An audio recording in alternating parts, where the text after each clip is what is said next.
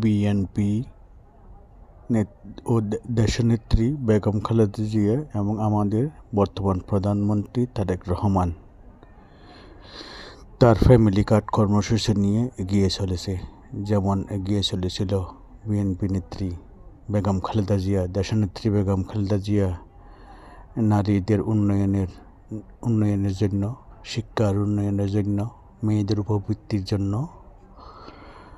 দুস্থ বয়স্ক ও বিধবা ভাতা নিয়ে এগিয়ে চলেছিল, যার ফলে দেশ বিভিন্ন সামাজিক সুরক্ষা পেয়েছিল এবং দারিদ্রতা বিমোচন হয়েছিল।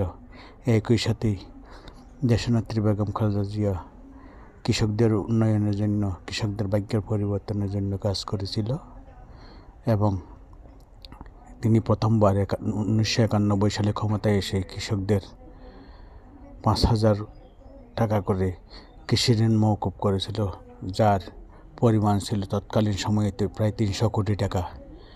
এখনও তার এই সুযোগ্য পুত্র আমাদের প্রধানমন্ত্রী তারেক রহমান একই পথে এগিয়ে চলেছে।